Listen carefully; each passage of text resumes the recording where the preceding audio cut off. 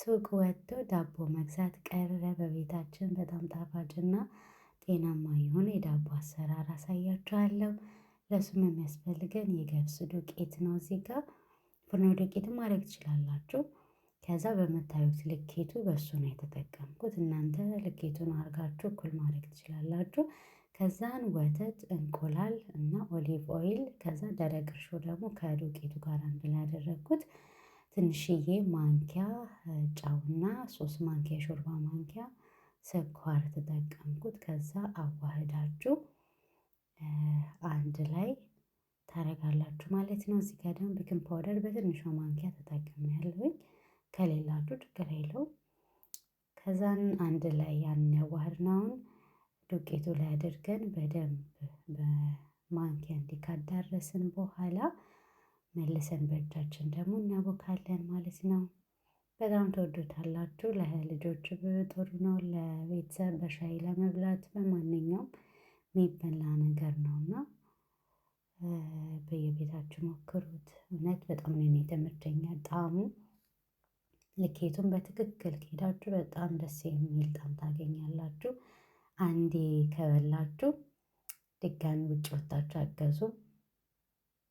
እና እንደምታዩት ቅርጽ እንደዚህ ከቆራረጥኩ በኋላ ቅርጽ አስይዛለሁ። ለዳቦ እንዲሆን በትንንሹ እያረኩኝ ከዛ እንደዚህ ካዘጋጀው በኋላ ሳህን ላይ ነው የማደርገው። ሁሉንም ትንሽ ኩፍ እንዲልልኝ እንዲረዳኝ ብዬ ትንሽ ሰፋ ያለ ሳህን ላይ ነው የተጠቀምኩት። እናንተም እንደዛ ካረጋችሁ በኋላ ሽፍን አድርጉት በላስቲክ ነገር። ከዛ በጨርቅ ላይ ደርባችሁ ለግማሽ ሰዓት ተኩል ሰዓት የሚያክል 30 ደቂቃ ወይ 1 ሰዓት ያክል ቅዝቃዜ ቦታ ከሆነ አርጋችሁ ትንሽ ኮፍ ሲል ኦሊቭ ኦይል ነው ከላይ የቀባሁት እኔ። እናንተ ኖርማል ዘይት መቀባት ትችላላችሁ።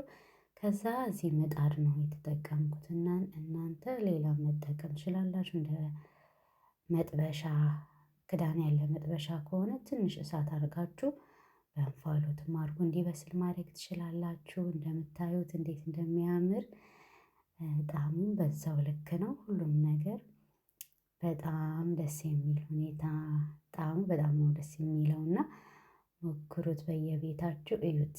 ሶፍት ነው የእውነት ውስጡ ደግሞ ደስ የሚል ፍርፍር የሚል አይነት ነገር ነው እና በጣም ነው ደስ የሚለው።